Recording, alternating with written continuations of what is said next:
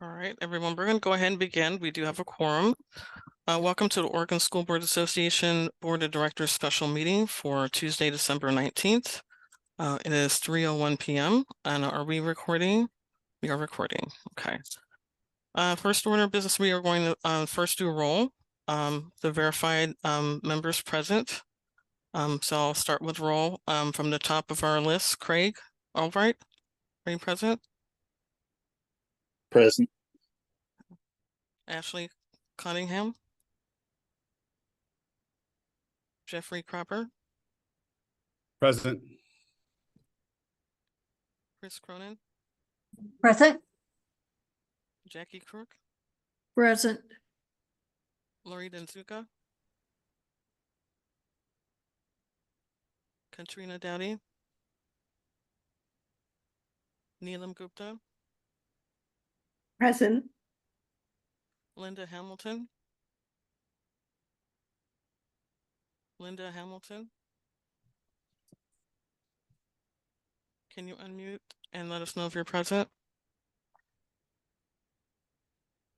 I think I saw her, Madam Chair, and I also just see Lori Danzuka. Okay. Can you raise your arm, Linda? Just for the record. Okay, got it. Chris Howitt. Here. Greg Kintz. Here. Erica Lopez.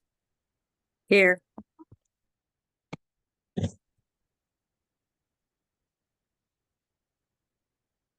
Steve, are you present?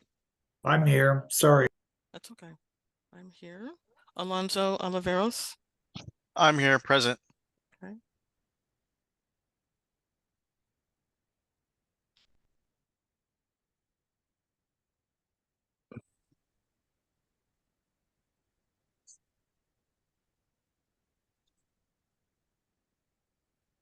Present.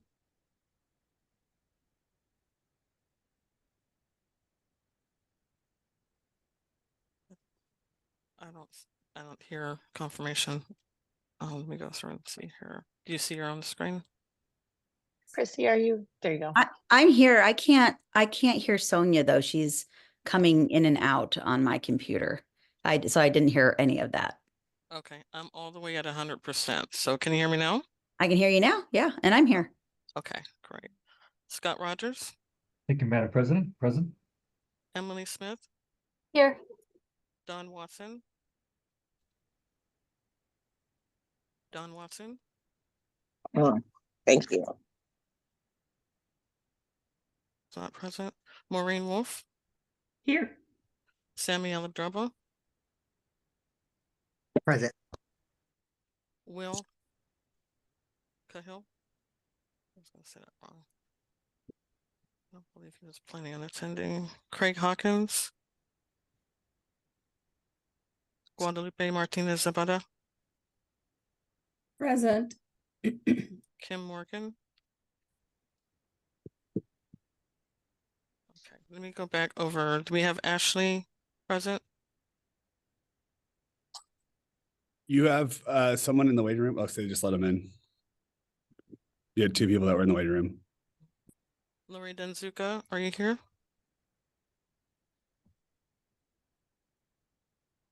Okay. Here. Okay, so Lori is here. Okay. Yep. And Ashley is not here. Okay. And Don Watson, has she popped in? Yeah, she just came back in the waiting room. She's in the meeting now. Don, are you here? Can you just acknowledge your presence? Yes, sorry, it wouldn't let me unmute last time, so I had to log back off. Okay. Okay, hold on just a moment.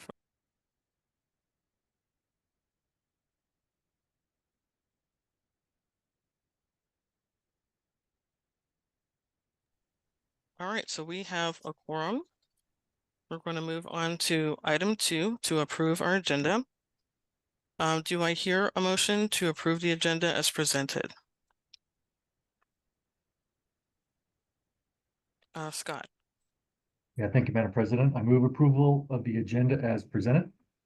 Thank you. Oh, it's second. Thank you, Chris. Any discussion? If you could raise your arm, discussion or question for items on the agenda. Okay. Seeing none, I'm going to ask for a roll call vote to approve the agenda. So I'll just quickly go through our list of board members. Craig, approve the agenda? Yes. Yes. Jeffrey?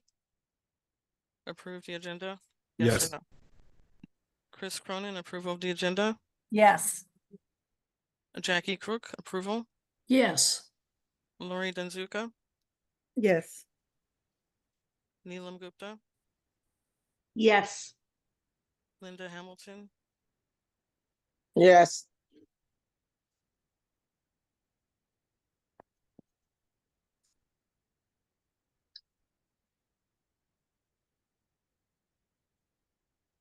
Are you having trouble unmuting, Chris?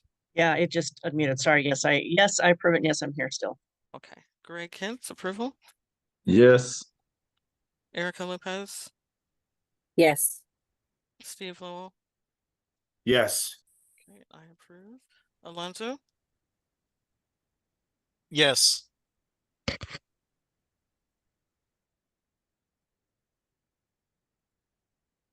Okay. Chrissy, can you hear me? I'm sorry, folks. I'm gonna put my headset up here. Yes, approve the agenda. Scott? Yes. Emily Smith? Then?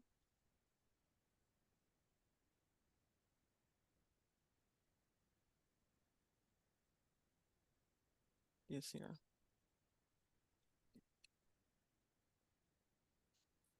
Don, do you approve the agenda? Yes. Maureen, yes? Yes. Okay, so the motion passes, the agenda is approved. Okay, so we're going to move on to item 3. Oh, can I interrupt really quick? Ashley, Henry, can you make sure that Ashley Carson Cottingham has access to unmute? She's here. She texted me.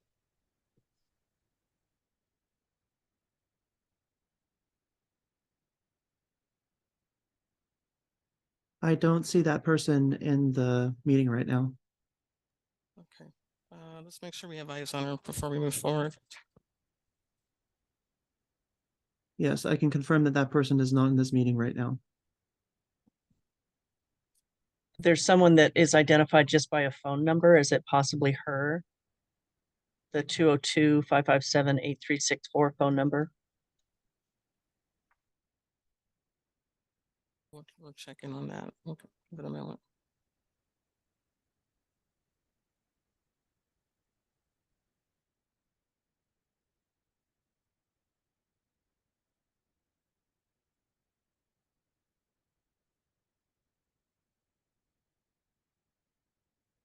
That is Ashley's phone number. Yes, and she just confirmed. Ashley, are you able to unmute? So she's on a phone. It's going to be really hard to unmute her, but let me see what I can do. 1 second. Is she able to join normally, not through phone? Yeah, we're communicating with her. Just Okay, a moment. thank you.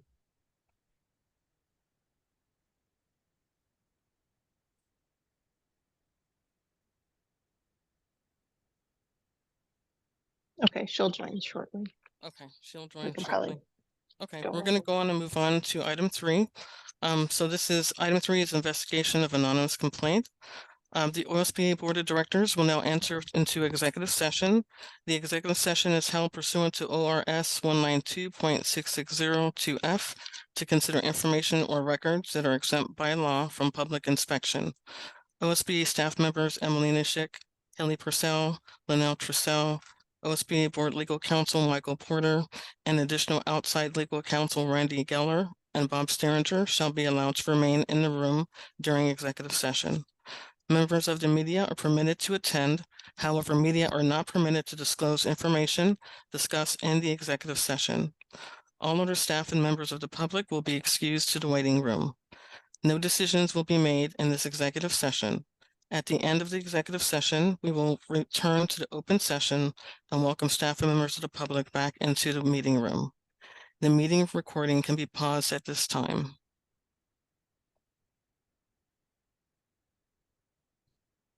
And so we are all going to be moved into a room. Is that correct? That's correct. Just give me 1 second. Thank you very much.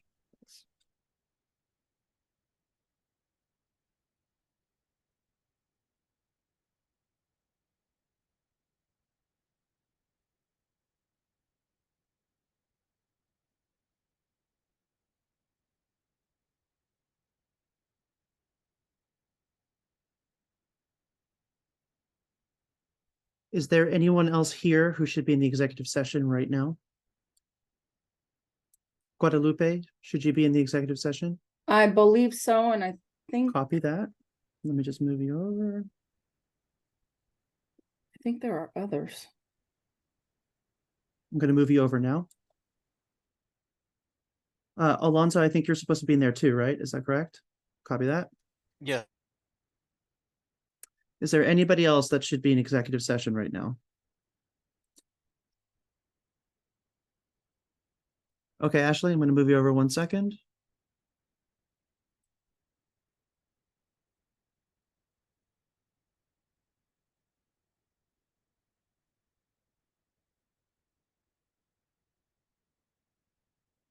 Anybody else?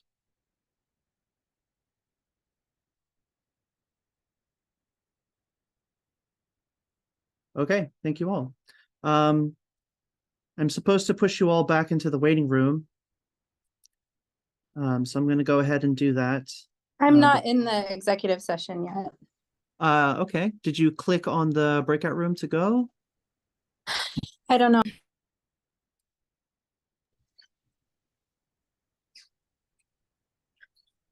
So if you click breakout rooms on the bottom of your Zoom toolbar, you should be able to go right into it.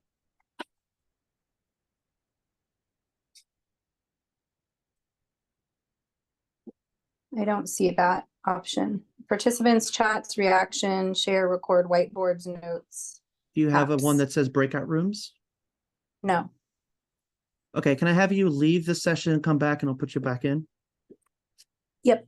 Thank you.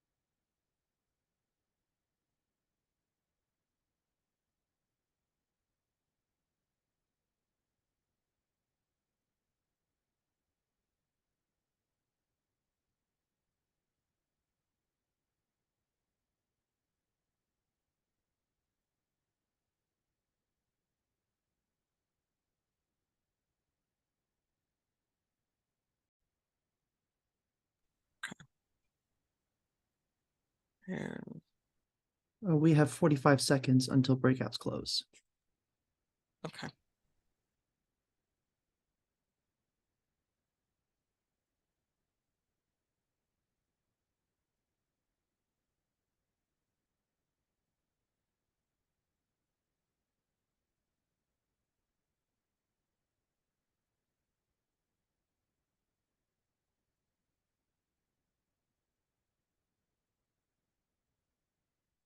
Fifteen seconds.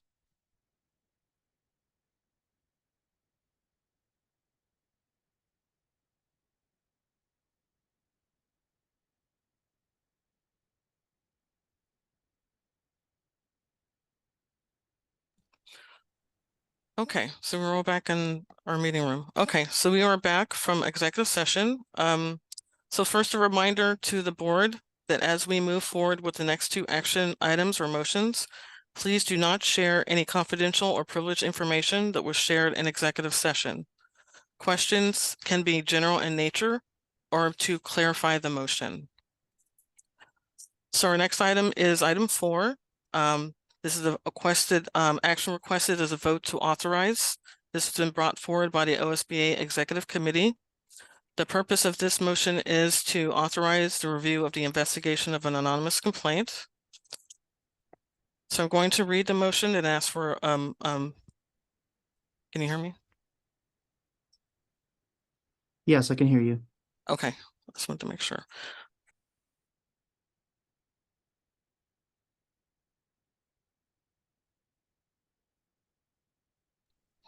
Okay, so I'm going to read the motion and then I'm going to ask for someone to also move the motion. So I move the board to authorize the acting executive director in consultation with independent counsel to review the investigation of the anonymous complaint.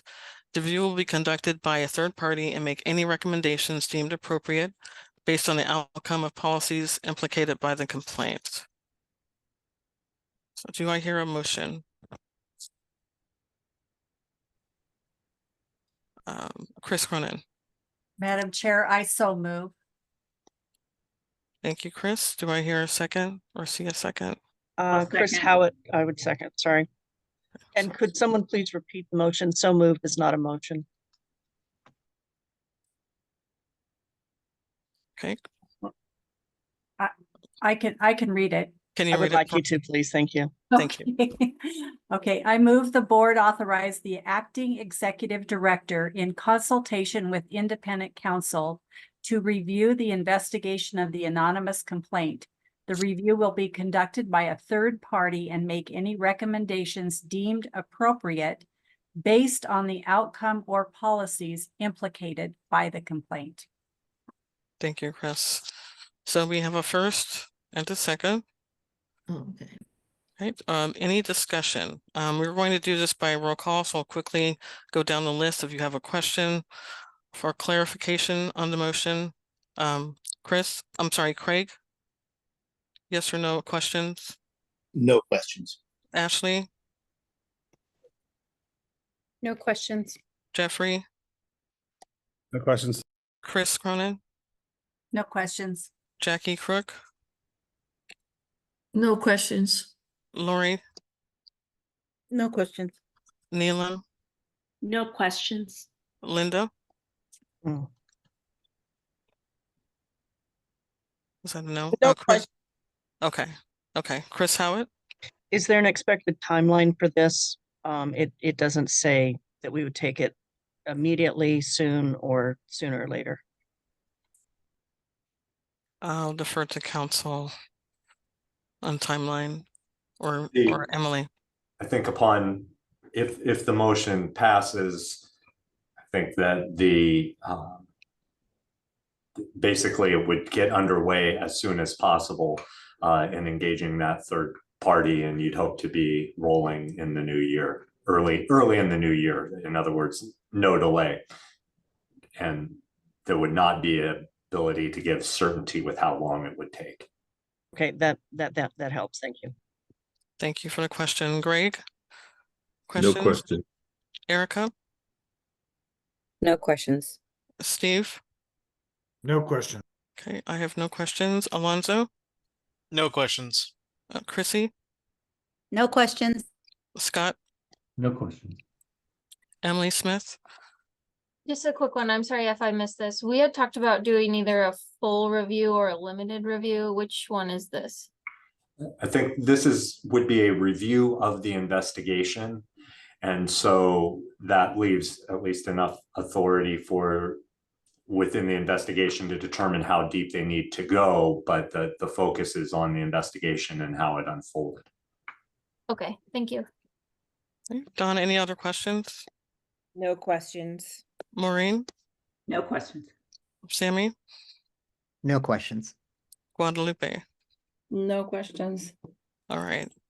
All right. Seeing no other questions, we'll do a quick roll call vote to approve. Craig? Yes or no? Yes. Ashley? Yes. Jeffrey? Yes. Chris Cronin? Yes. Jackie? Yes. Lori? Yes. Neelam? Yes. Linda? Yes. Chris Howitt? Yes. Greg? Yes. Erica? Yes. Steve? Yes. I say yes. Alonzo? Yes. Chrissy? Yes. Scott? Yes. Emily Smith? Yes. Don Watson? Yes. And Maureen? Yes. Okay. All right, so the motion passes. We are passing this motion will approve the authorization of the acting executive director to review the complaint and to conduct a third-party investigation. Okay. Right. So we'll move on to the next motion. We're going to move on to item 5. Again, I'm going to read the reminder to the board. This is a second reminder that please do not share any confidential or privileged information that was shared in executive session. Questions can be general in nature or to clarify the motion.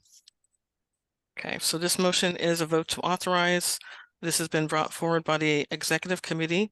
The purpose of this motion of this agenda item is to authorize the acting executive director to take steps to address any compliance issues.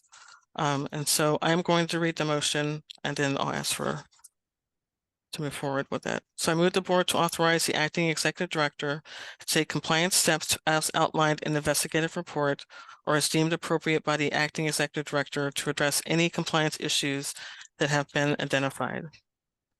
So I do hear a motion. If you could, if you do move the motion for the motion, please read the motion as well. So do I hear a motion? And I can't see. Scott, go ahead, Scott. Thank you, Madam President. As per the conversation, I move the board authorize the acting executive director to take compliance steps as outlined in the investigative report or as deemed appropriate by the acting executive director to address any compliance issues that have been identified.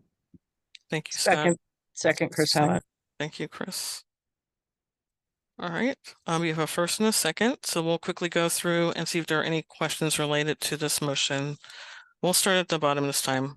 Sammy, questions? No questions. Thank you. I didn't support. Okay, Guadalupe, my apologies, I missed you. Do you have any questions? No, no questions. Okay, Maureen? No questions. Thank you, Madam President. Don? No questions. Thank you. Emily? Nope. Scott? No questions. Chrissy?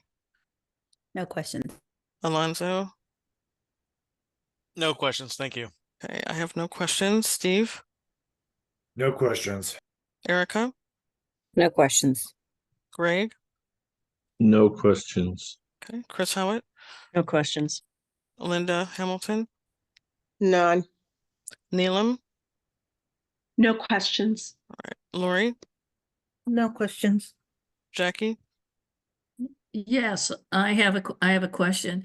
I guess the only thing that kind of concerns me is that with our situation, there isn't a vehicle for our acting XO is to bounce whatever the compliance issues are and just, you know, have a check-in with the Sonia or the president or the executive board. That's it might be something good for her to have. Thanks, Jackie.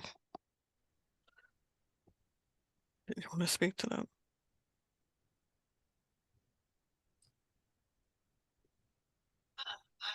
We'll be working in consultation with legal counsel. And then Sonia and I have worked very closely through this entire process, and the executive committee I also see is someone or a group that needs to be informed throughout this process. So that is my hope, is to work closely with both legal counsel and Sonia on the executive committee. Thank you. Thank you, Jackie. Chris, any questions? Chris Cronin. No, I'll just add that I would hope that the executive committee will update the board as appropriate during the investigation. Yes, that's affirmative. Thank you, Chris, for that. Jeff, any questions? None. Ashley? No questions, thank you. Okay, Craig, any questions? I have no questions. Okay. All right, so we're going to do a quick roll call vote to approve the motion. Craig, yes or no? It's a yes for me. Ashley? Yes. Jeff? Yes. Chris Cronin? Yes. Jackie? Yes. Lori? Yes. Neelam? Yes. Linda? Yes. Chris Howitt? Yes. Greg? Yes. Erica? Yes. Steve? Yes. All right, so yes for me. Alonzo? Yes. Chrissy? Yes. Scott? Yes. Emily? Yes. Don? Yes. Maureen? Yes. Okay. All right, the motion is approved. We have approved a motion to authorize the acting executive director to take compliance steps outlined in the investigation report. All right, so we will move on. There are no other questions. Okay, we are going to move into our second executive session. The OSBA Board of Directors will now enter into executive session. The executive session is held pursuant to ORS 192.6602F to consider information or records that are exempt by law from public inspection. OSBA staff members Emily Nishek, Kelly Purcell, Linnell Trissell, OSBA legal counsel Michael Porter, and additional outside board legal counsel Randy Geller, Bob Sterringer shall be allowed to remain in the room during executive session. Members of the media are permitted to attend. However, media are not permitted to disclose information discussed in the executive session. All other staff and members of the public will be excused to the waiting room. No decisions will be made in this executive session. At the end of the executive session, we will return to open session and welcome staff members and members of the public back into the meeting room. The meeting recording can be paused at this time. Point of clarification, Madam President. Question. Yes, go ahead. Since this is a new executive session, are we including ex officio members in this discussion? Because that was the justification for the last one. Yes, we will. And may I ask why? I'll have our acting executive director answer that.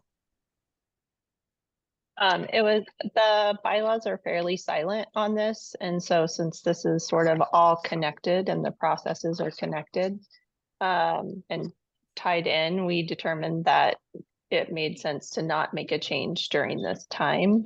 Part of this will also hopefully be addressed within the executive session as a clarifying point.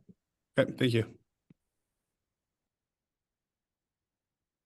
Okay, give us a moment and we'll we get the rooms moved. Sonia, are you ready to move you into the breakouts? Yes, please. Thank you. Thank you.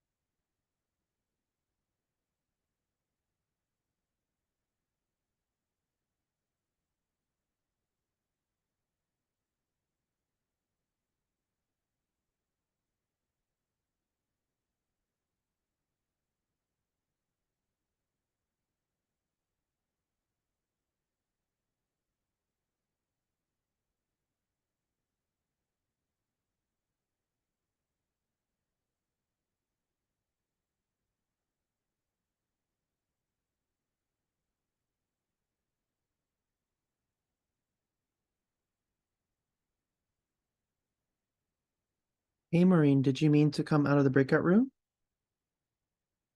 I think you're muted. I think you're muted, Maureen.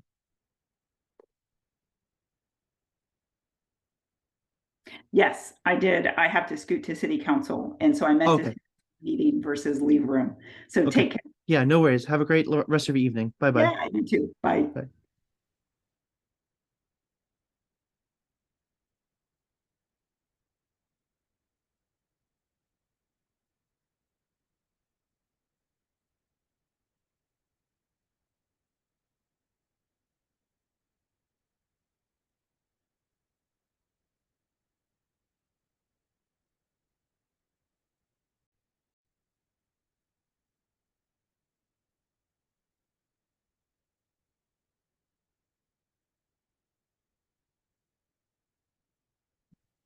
Okay, we'll wait for a moment to wait until everyone's back in the meeting room.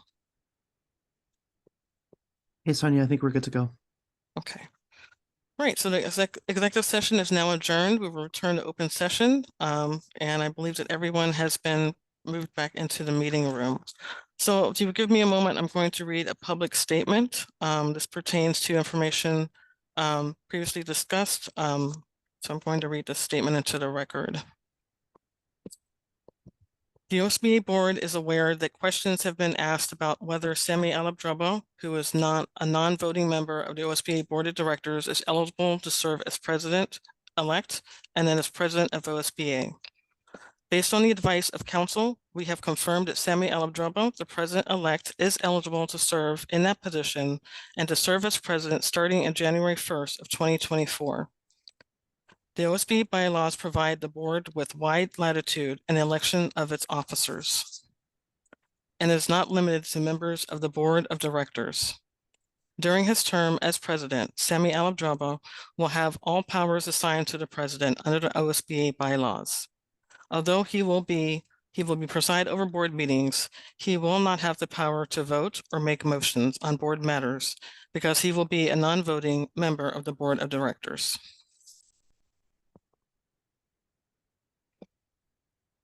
Okay, we're going to move on to item 7 in our agenda.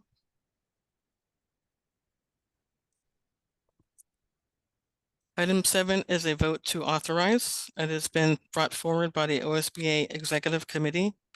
The rationale for this discussion is the purpose of this agenda item is to approve the acting executive director's compensation package and employment agreement.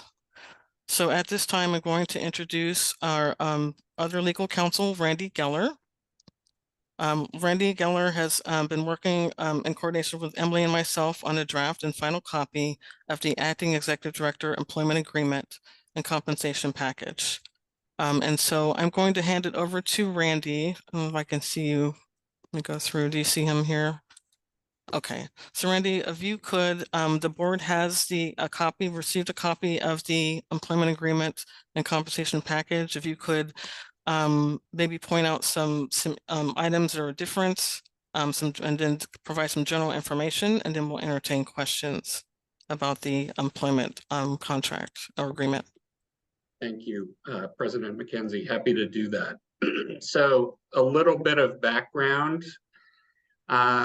President McKenzie provided Jim Green's employment agreement to me, and she'd made some basic red line changes to the agreement to reflect the current situation we find ourselves in with an acting executive director. And then I was asked to go through and make further red lines of necessary or desirable changes to the employment agreement and then provide them to the president for her review. And she then provided them to the acting executive director for her review.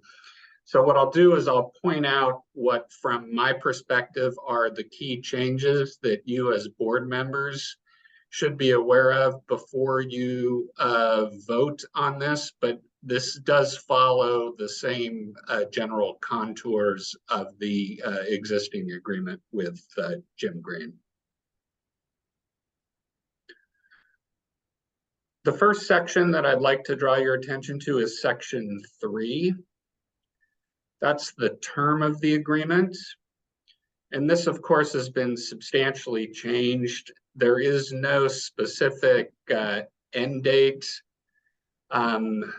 The end date is whenever either party wishes to end the arrangement, presumably with either the hiring of a permanent executive director, or Emily's decision to return to her role as deputy executive director, or some other situation that I haven't contemplated. So section 3 is important to be understood in the context of the provision on termination of the agreement, which I'll discuss shortly. The salary that is recommended is $250,000 per year. This is a substantial increase over Jim's salary, and I'll let, after I'm done, I'll let the president and the acting executive director address that issue with you. The provision on tax sheltered annuity is substantially the same as the one in Jim Green's agreement.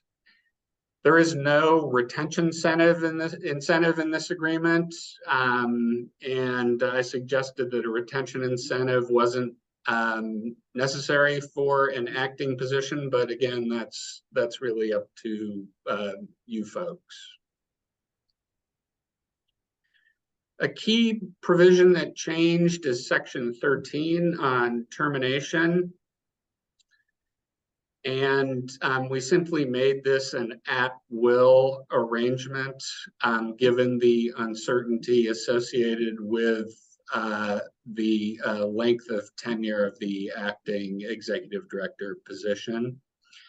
We did provide that the employee will return to her position as deputy executive director when she's no longer the acting executive director. And at the request of the executive committee, inserted language about the salary upon return to the deputy executive director position. And you can read the language in that section. Because this is essentially an at-will arrangement, we've eliminated the provisions on termination for cause, termination without cause, resignation, and then termination of employment upon mutual agreement, and also payment at termination. There is one provision to be aware of in section 13, one additional provision, and that is if she's terminated from employment, not just from the acting executive director position going back to the deputy position, but if Emily is dismissed from employment, she gets a severance payment of 3 months worth of salary.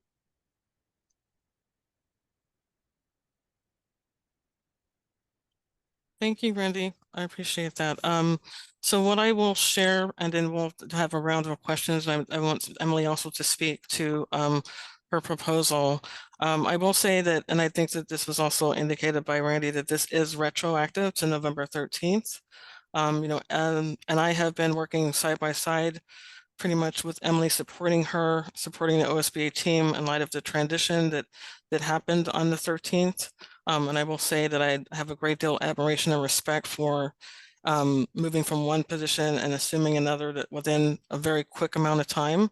There's been a lot of things that she's had to take on, managing the work, supporting the staff, dealing with community, and also all the other processes we discussed in this meeting. And I was very agreeable to, and I have a great understanding and appreciation for how this impacts her workload, impacts family, and all of that. And so I am agreeable to the proposal and the salary. It is an increase, but I also will let Emily speak to that. I have no questions about it, and I would encourage the board to consider what she's taken on and how she's done a great job supporting OSBA as we move forward in a really challenging time. We have a lot ahead of us in 2024. And so I will just leave my comments at that. And Emily, if you wanted to speak to your proposal at all. and then we'll take questions. Yeah, thank you.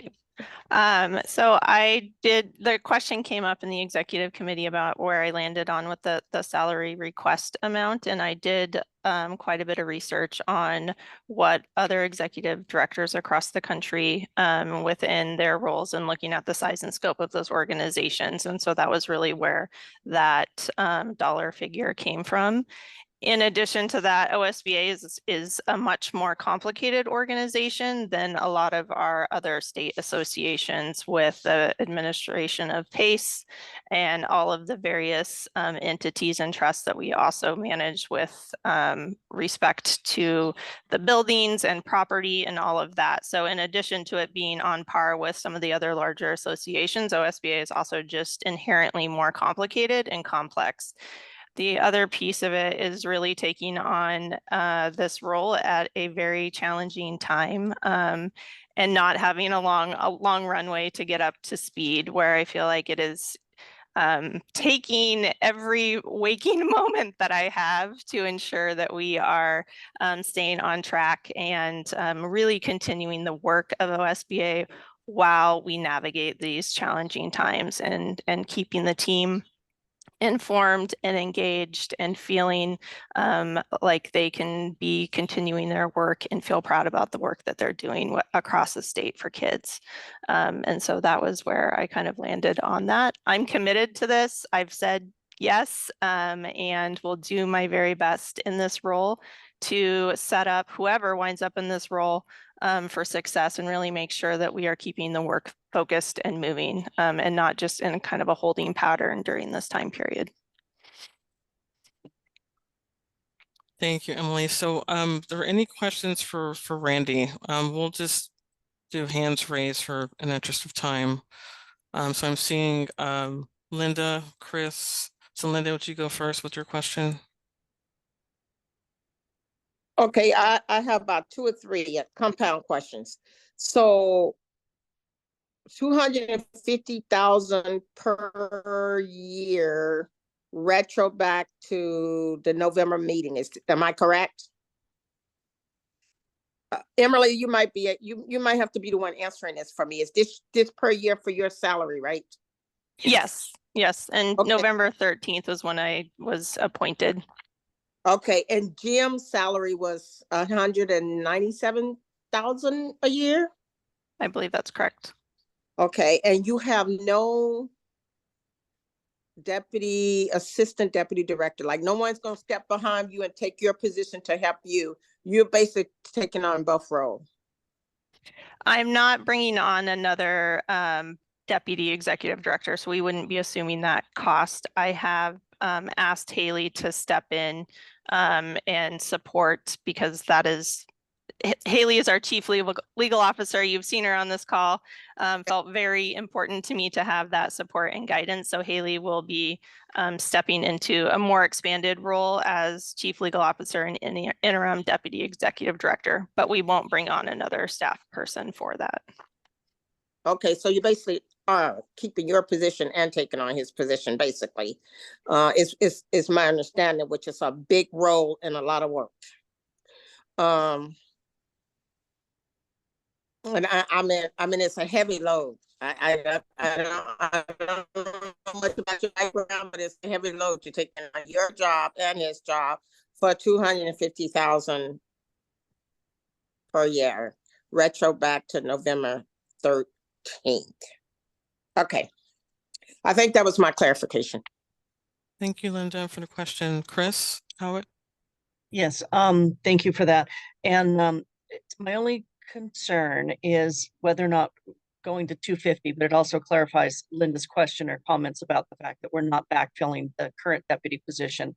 Are we setting ourselves up for when we do go out for the it's never permanent, but the new executive director, that we've set the bar now at 250, that it would be harder to go backwards at that point. And I don't know what the market is right now for executive level folks, but 250, that was a little bit of a shock for me to see that going from 197 to 250, just so that you know. Thank you. Oh, go ahead. I'm sorry, you go ahead. I would say that it's just based on the research that I did, that it's pretty in line with market rate for the size and scope of the organization. I would also recommend when we do go out for the full-time, however the board decides they want to handle the full-time search, that you do a full salary scope and revisit that. I'm assuming based on current organizational salary structure that hasn't been done in a while, from what I can tell. All right, I'm done. You're next. Thank you. And thank you, Linda, for your question. That helped me a lot. I do have several concerns. I've been on the finance committee for, I think, 3 years or so. And so I guess I just want to give a little background of my concerns. I think first of all, I think Emily's doing a great job and I appreciate her stepping up and I have full confidence in her. The last couple years, the finance committee has really dived deep on saving money. Currently, we're in a deficit about 1.6 million a year. We're in the negative and taking away money from the trust. So we've had great conversations and in-depth conversations on what the future looks like and how we can continue on with the trust that we currently have. Some of the things we have done is we have gotten rid of scholarships. With the caucus monies have been lowered. We've also done attrition. So some of the employees have taken on more positions when some people have left and they haven't filled those positions. So that's meant other employees have to step up and do multiple jobs. I'm also concerned that all the salaries in the organization have not been looked at. And so I've heard that some of the people that have left recently, they went on lateral jobs and was being paid more.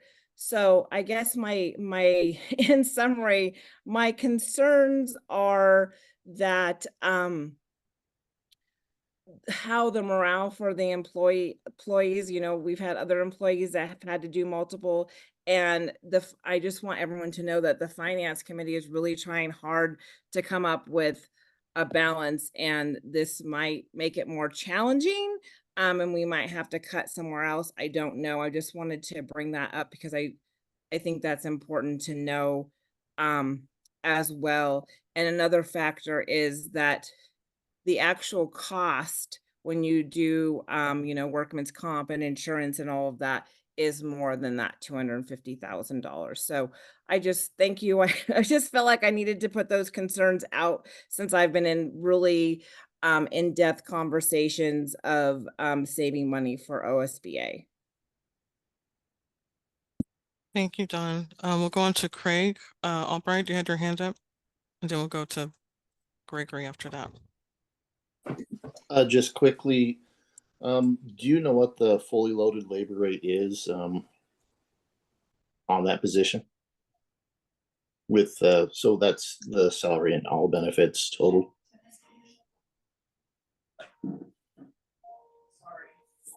I do not, but I can find that out for you.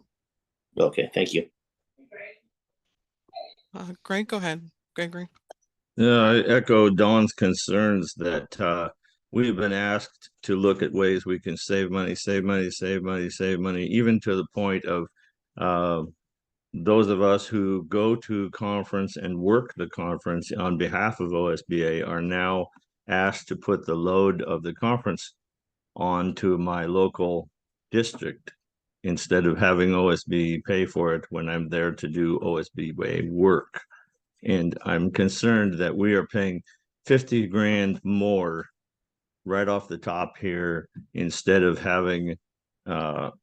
just keeping it the way it is. And I really don't like being able to give away some more money when we're supposed to be saving and saving and saving. The other thing too is that going forward, if we end up with a current director that's on leave, we end up paying several years, possibly, years of the contract. we pay for this contract, and then we hire a new director. Now we've just gone $1 million in the hole for 3 new contracts. And I just am not gonna vote for that in a positive manner.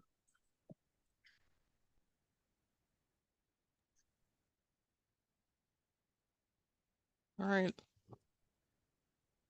Okay, do we have any other comments? Erica, go ahead. I had my hand up.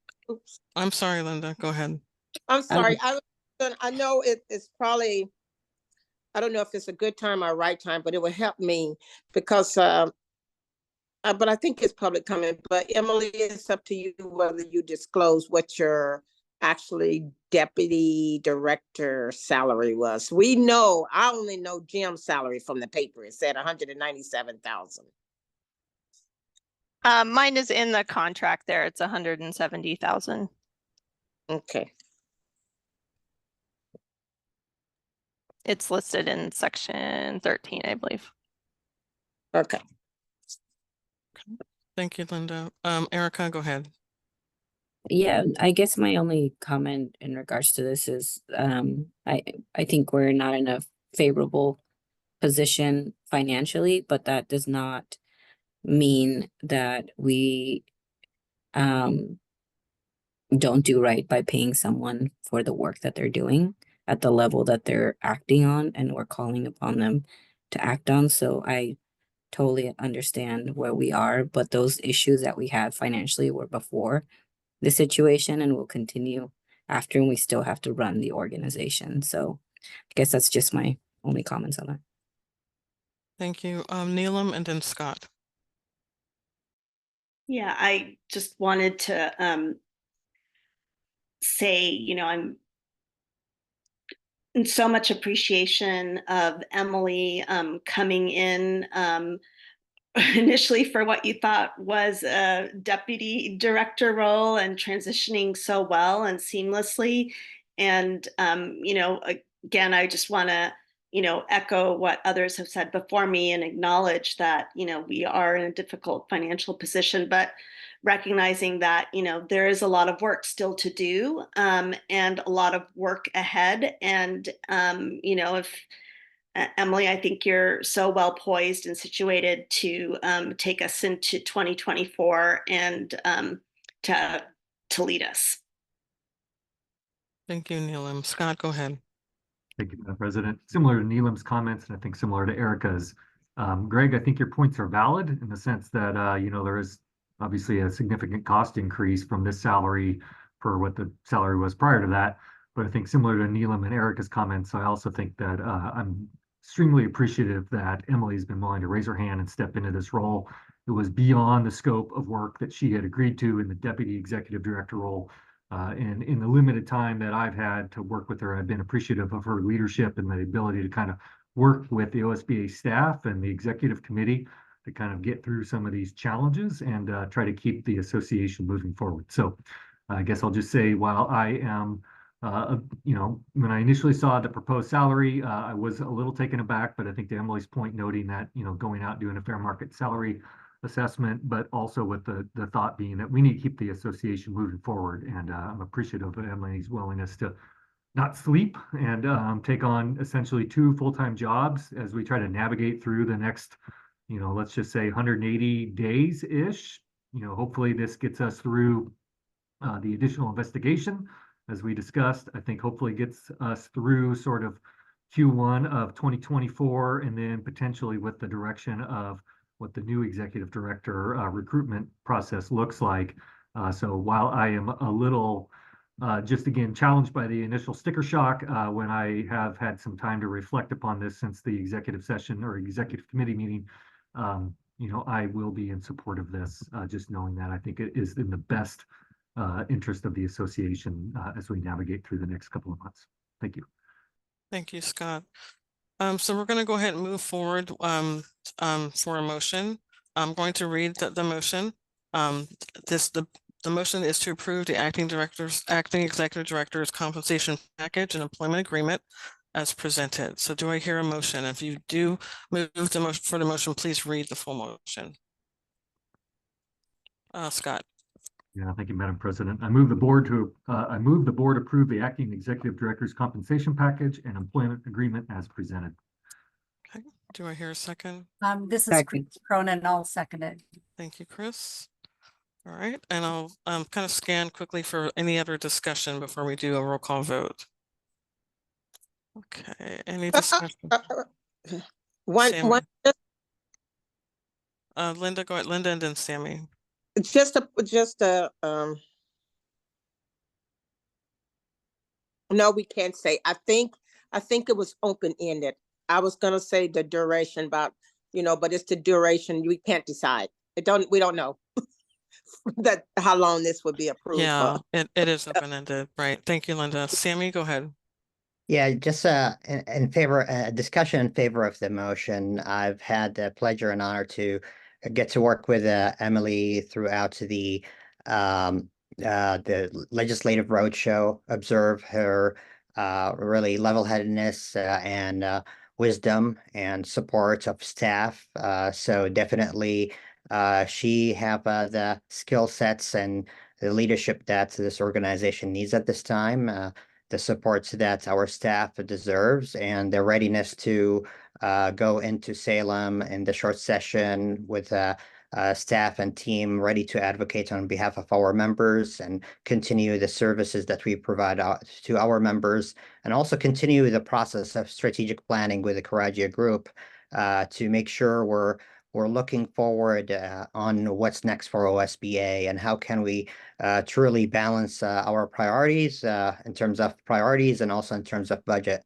So I want to just echo my strong faith in Emily's leadership and looking forward to work with her. Shall the board vote in favor? Thank you, Sammy. And Don. Sorry.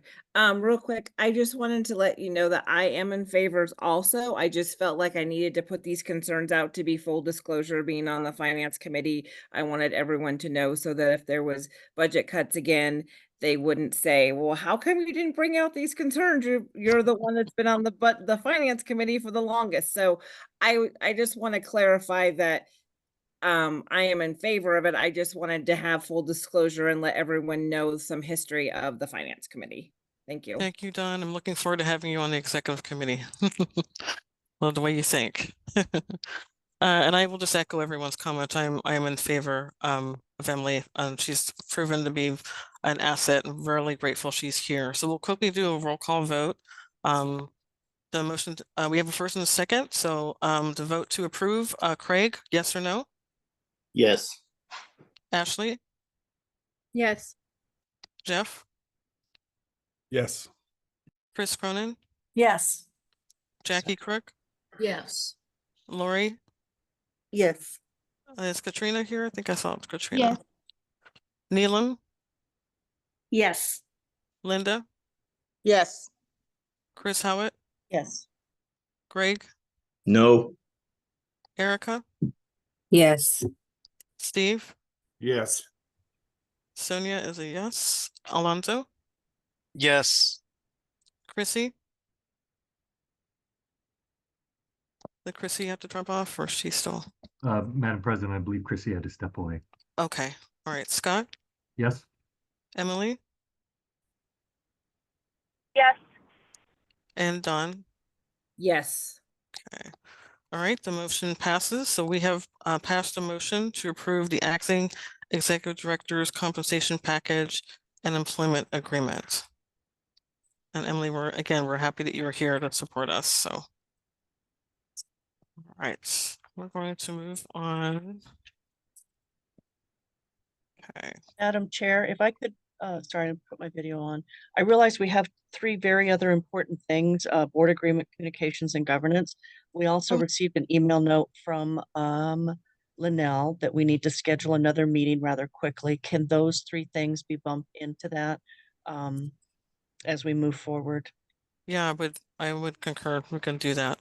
So, would you like to, are you?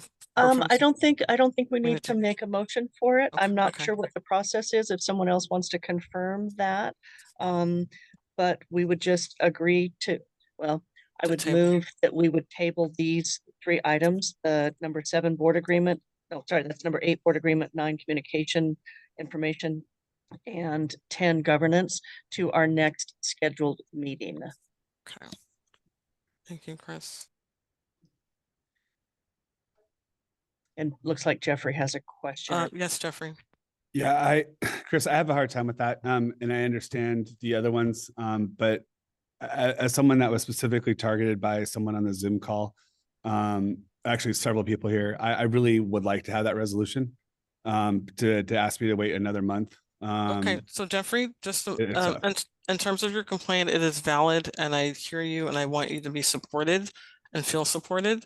The conversation that needs to be had regarding that particular instance is something that would not be pertinent to this board meeting, but certainly could be pertinent to another board meeting where we have mediation and support to have a conversation. We were specifically talking about that board agreement, the formalized board agreements and how that pertains to how we communicate and all of that. So we wouldn't have correct. time. That is, Madam Yeah. President, that is my concern though, is we keep on, and the fact that when we ended the meeting in November, you gave us the ultimatum and you really asked us to really follow our board agreements. That was one of your closing statements. Yet we had people on this very Zoom call decide to send personal attacks and brought my kids into it, and send it to people that weren't on this board. And that's one of the things I think that we do need to address as this behavior, because when Dawn receives a copy of an email from a board member, and I believe it was a Grants Pass, Dawn. Yeah, from Grants Pass, that talks about my kids and my family. And when I have people on this board, and I'm going to be on the board again, that threatens my job, and to go after me as a teacher, as an educator, that's not right. And so to ask me to sit and wait another month, you specifically asked the board to follow the agreements, and then immediately people didn't do that. And when I contacted you and I texted you and I emailed you and asked for clarification and say, hey, are we going to deal with this? None of my calls for help were responded to. So I've been sitting here patiently hoping that we would have this discussion and be a reminder what our board agreements are. But to ask me to wait again, when again, people have brought my kids into this, emailed people across the state and threatened my livelihood as a teacher, I struggle with that. And so I just ask that we have a little bit of resolution on this now, because now I'm going to be asked to wait a whole nother month.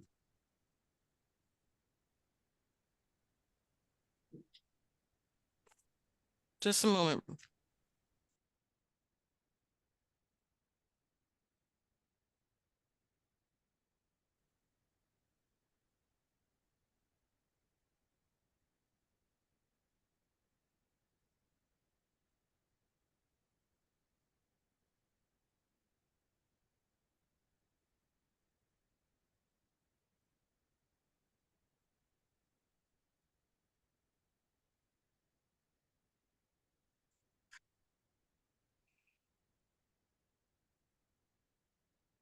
Jeff, if I can, in conversations that we were having around the communications piece and the emails that were being shared across the board and from 2 board members and then also outside of the board, and really looking at those are not from an OSBA perspective and from individual board member perspective. And so when we had the conversation around this is really around from the board and how the board operates with each other. And I feel like having board members in having a facilitated conversation, or if there are individual issues amongst board members, that is probably a more productive space to have that in, so that we aren't bringing in OSBA within that, where it did become fairly personal, and those are interpersonal relationships amongst board members. And so something that I'm working on for January is finding a facilitator to help us kind of unpack and figure out how we move forward in the new year in a way that is a productive conversation where people can be heard and be able to do that in a facilitated space with someone who can help us have that really challenging conversation. And I greatly appreciate that, Emily. And as you know, with all the conversations I've had with you, I've been very supportive of that, and I completely understand. I guess my concern is I'm nervous about having an in-person meeting. The last time I met with this group, I was backed into my chair and unable to leave. And I had our president-elect kneel at my feet, and I had to have a board member pick him up off my feet so I could leave the chair. I was basically attacked by a board member in the hallway and told that she was tired of my white tears and went off about my kids. I had our president-elect try to withhold me and twice make it so I couldn't leave the meeting. And I had to have Christy hold the elevator for me and Scott Rogers get in between the two of us so I could leave the situation. So to say we're going to meet in person without having resolution on these things, I don't know if I feel comfortable being in person with some of these people. I mean, my kids are brought up and emailed across the state. I had a person on this board threaten my job and my livelihood. I'm National Science Teacher Year for health science, and I am a very accomplished educator. And when you threaten my job publicly in front of other board members, that's disconcerting. So this is not just like our regular board agreements, but this is actually behavior that was witnessed and people saw that happened. And now that you're asking me to meet in person without having any of this stuff resolved, and this is board members, and this actually is an OSBA thing because it happened in an OSBA board meeting. I was sitting right next to Linnell trying to log into my board book when Sammy kneeled on by my feet and would not let me up on my chair. I guess when we ask for board agreements and like what is a common decor and at meetings, this is something I think we need to discuss. I shouldn't have to have people run interference for me to leave the room. I shouldn't have to have someone hold the elevator for me to get out of the situation. So to say we're going to discuss this when we meet next in person, that concerns me. We have your concerns and they're documented. We thank you for sharing them. Emily, I'm gonna have Emily go and then Sammy. Thank you. I'm okay. I mean, obviously we're way over on time, so I'm okay with maybe postponing, but I'm concerned about postponing it past the first of the year, recognizing that we're going to be losing several board members that have a lot of historical context, both at that November meeting and on the board. So I would be okay with moving it, but maybe if we could meet before the end of the year. Sammy, go ahead. Madam President, I would suggest with your commitment to facilitate mediation and with Emily's commitment to facilitate mediation and really ensuring safe work environments and service environments for all. I believe where we are right now at the time we are right now, maybe if you want to if you want to put on the table to all board members to decide whether to move one direction or not. And I would really encourage my colleagues while we share empathy for each other that I would ask you, Madam President, is to make sure ad hominem mentions of folks are refrained from. So I will commit to that and I will commit to make sure folks have a safe environment to share grievances and be able to have a good environment to move forward. So where we are right now, I would just ask you if there's a possibility to put to the board what decision we want to move forward with, whether to postpone or to continue. Okay, just a moment. I'll take a comment from Linda and then I'm going to say something. Go ahead, Linda. Thank you, Sonia. I'm going to be quick. Following up on what Sammy said, I mean, time is sensitive, and I think him and Jeff, if they can mediate, get this thing resolved before New Year come in, where we have new people's coming on. I know we've been on a meeting sort of like long tonight, this evening, but I second, them coming together and meeting some resolution before the New Year's. And it's a short time. I don't know how you guys can figure that out, but if we could do that, I think that would be great, because I do know some people are dealing with trauma from that situation. All right, just a moment. Give me just a moment, folks. Hold on.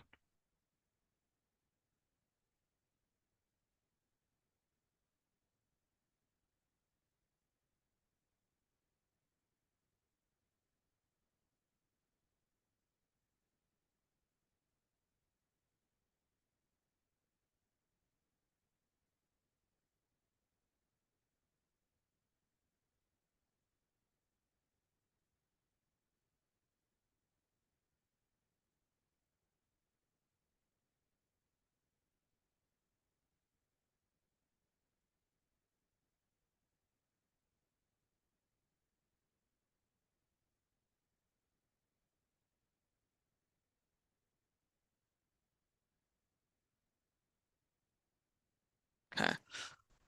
Okay, so we have the motion from Chris to adjourn the meeting and to and then reconvene with the remaining items on our agenda. Do I hear a second? This is Katrina. I second that. Thank you. All right, we'll do a quick roll call vote to we have a first and a second. Point of clarification too. I appreciate the conversation about Sammy and mediation, but I would also like to know Just a moment, Jeff. if Guadalupe is still going to go after my job. Just a moment, Jeff. Could you stop for just a moment? Thanks.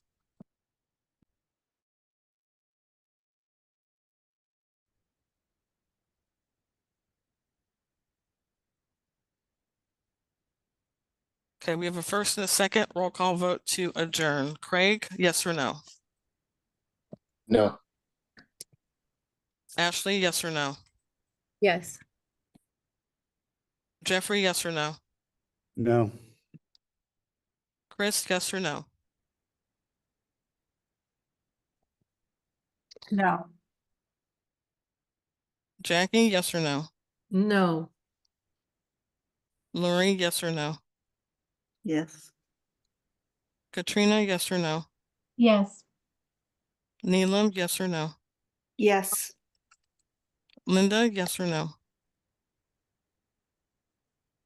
No. Chris, yes or no?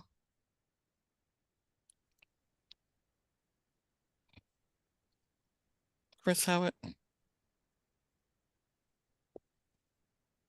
think she had to leave the meeting. Okay. Greg, yes or no? Yes. Erica, yes or no? Yes. Steve, yes or no? No. Sonia is a yes.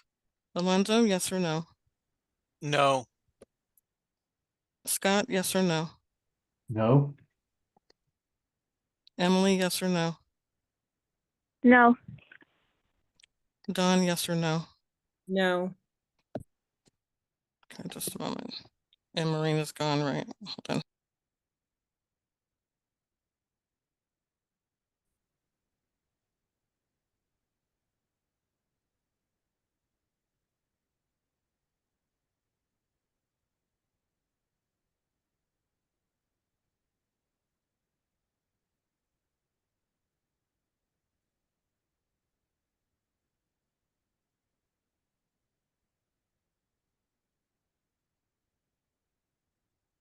Minute recess. We are going to take a 5-minute recess. So we'll be back in 5 minutes.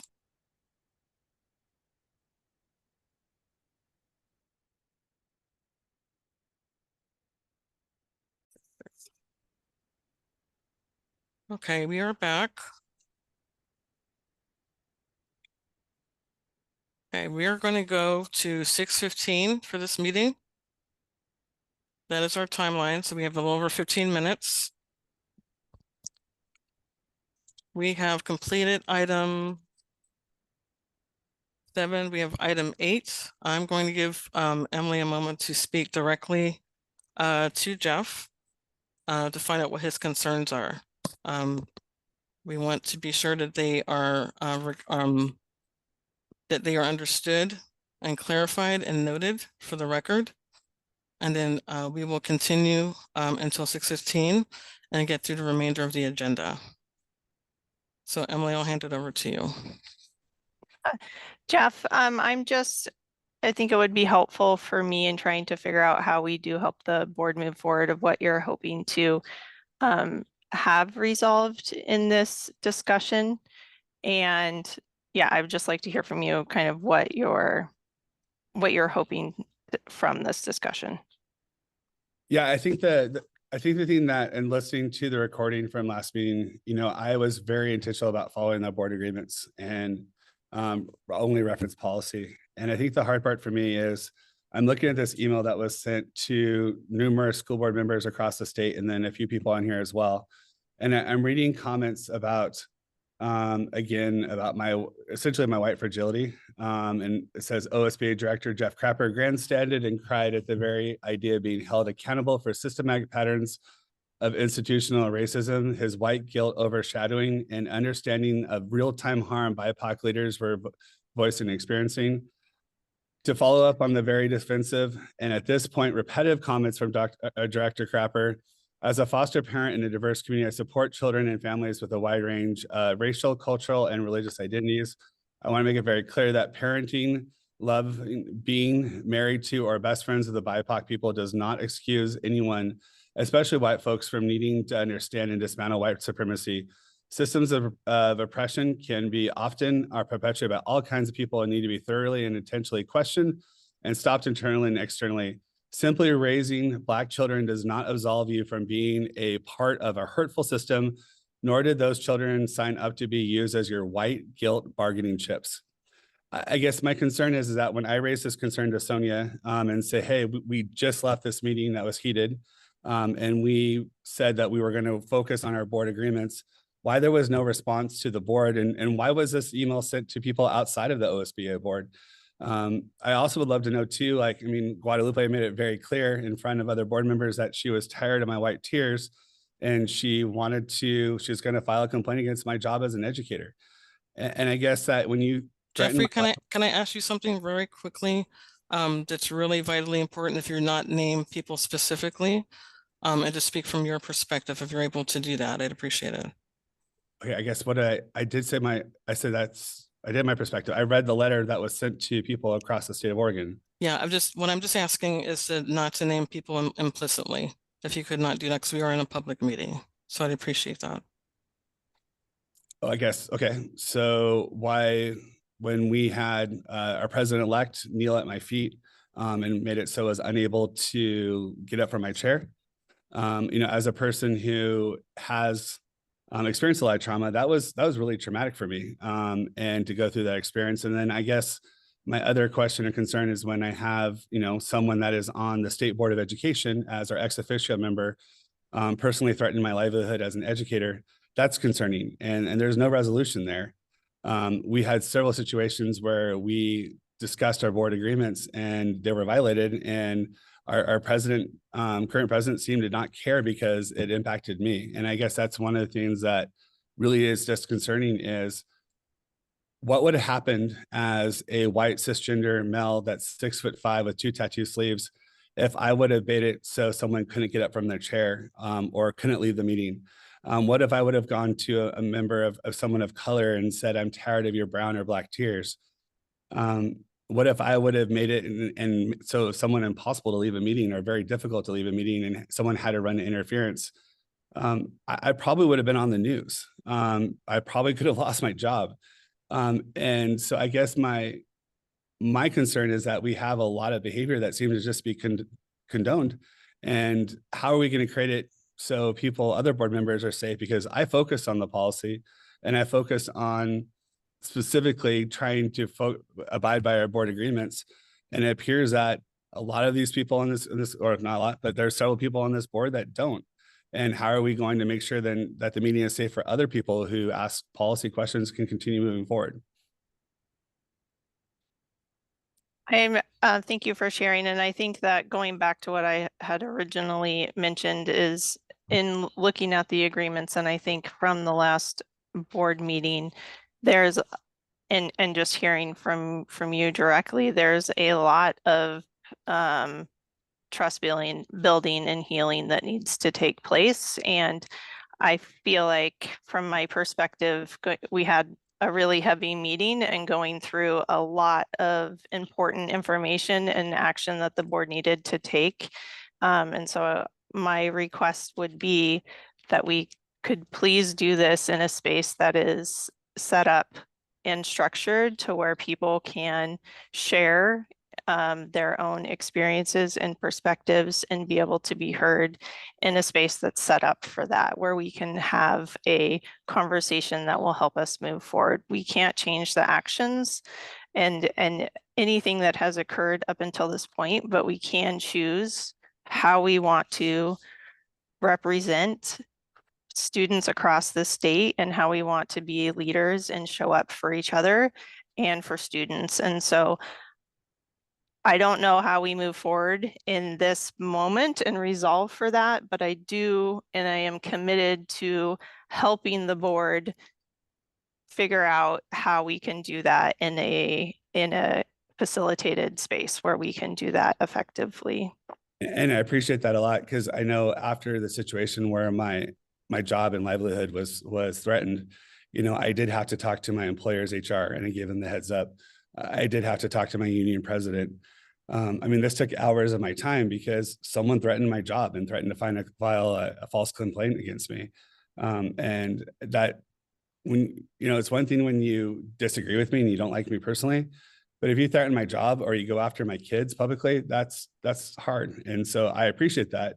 I guess the one thing I would like at some point is some sort of resolution or understanding that this person's not going to go after my job moving forward, because that's a tough thing, you know, right? Like, it's just if someone publicly in an area in front of other board members threatens your livelihood, as someone who has PTSD and someone who has a lot of anxiety, to be sitting here waiting for that shoe to drop has been hard.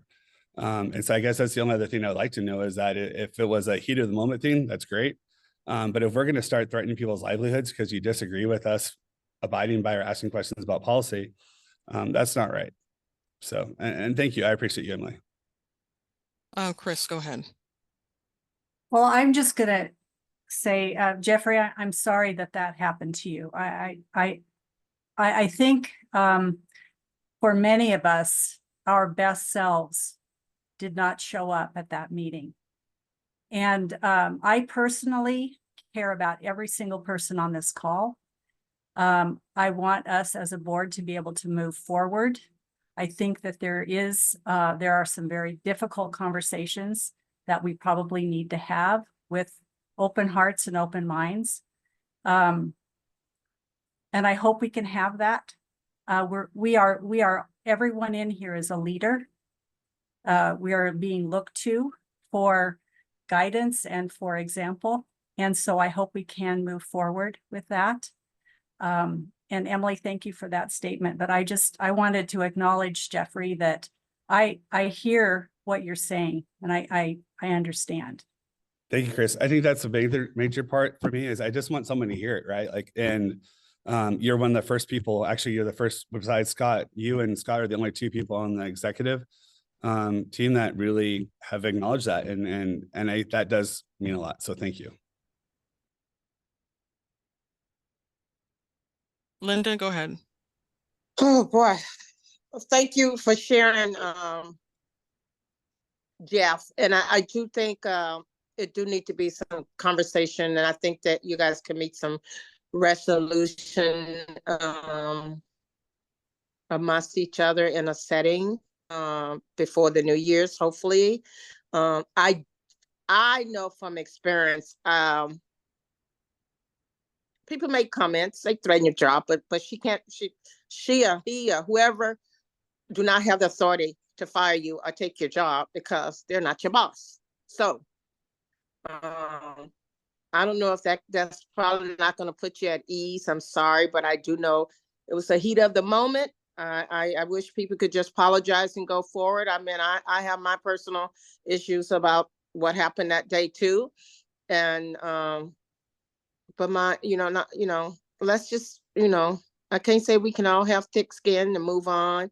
But that is very, very hurting, to bring your kids into it, to threaten your job, to call white tears, because we're trying to talk about equity, excellence, and opportunity. And equity is white people have emotions too. Let's leave the race out of it. Let's move forward and leave that out of it. And I'm sorry you experienced that. That's not good. And I don't like hearing the term white tears, because what are we teaching our students? That white people's not okay? They can't be emotional, or they don't have tears? We gotta be careful. And I know we were all in a heat of moment, but I think there's some grounds where people need to come together, talk it out, apologize, and realize we're here for the students, and this is not what we want to teach our students. All we want our students to see. And so hopefully we can do that. I'll just go to the media and have them bring us together. And then you got all the voices of the community, and we don't need that. We do not need that. Okay, I think Jackie So had hopefully a- we can work this. Sorry, Linda, go ahead. Are you finished? Oh, no, I was just saying, hopefully we can work this out. Yeah, I think we can. I think so too. Jackie, did you have your hand raised? Want to make a comment? Yes, one of my concerns is the fact that we're going to have this conversation with new board members who have no idea what happened. And that, and to get them up to speed, what I think would be detrimental. I understand, I feel for Jeff. I am so disappointed that we had some people, I don't know who's involved, and it's not important for me to know, but the fact that we went outside this board meeting, that emails were sent out to some board members and then and to the community. I'm really disappointed. And I'm concerned about the 19th meeting, and I don't know, there isn't enough time to get anything really accomplished with a facilitator or whatever between now and the 19th. And I'm for face-to-face meeting. I wanted this to be, but we couldn't. So I don't know, Jeff, I don't know what we can do for you that's going to, what the board can do for you to make the situation to be easier on the 19th, so that there aren't any more ill feelings for us, for you, and for any of the board members. That's my concern, is the direction of the 19th meeting.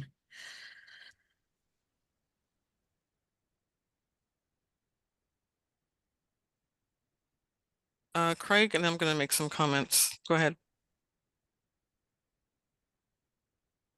I just think as an organization, it is vitally important that we have these conversations, that we feel this discomfort. In in our recent trainings, we were advised to prepare to get uncomfortable and prepare to not have resolution. And that's where we're at. We have to go through this. We are storming as an organization, and we have to face these things. We cannot keep kicking them down the road a few weeks, a month, whatever. If this is a priority for our organization, which it should be, then we need to make it a priority. That's all I have. Thank you. Thank you. So I'm going to make some comments. And first and foremost, I want to say that a lot of things happened in that meeting that shouldn't have happened. It was really unfortunate to see the hurt feelings, the words of anger, the actions that should not have taken place. I was very grateful for the opportunity to pause and breathe and come back and speak to you all. And what I spoke about was my love of this work, my appreciation for what we all bring to this work. I've had an opportunity to speak with a few of you since that time. It's been a long time of reflection. I think that when things like this happen, the unfortunate things that happen, it's an opportunity to grow. And I wanted that to happen in a space where it's healthy and people feel comfortable and safe. And I think that I know that this organization will do its best to be sure that this board convenes again, and that we will rebuild trust and conversation with each other, and do it in a way that's we keep focused on the work moving forward. It's been and again, there are a lot of things that happen that shouldn't have, but we need to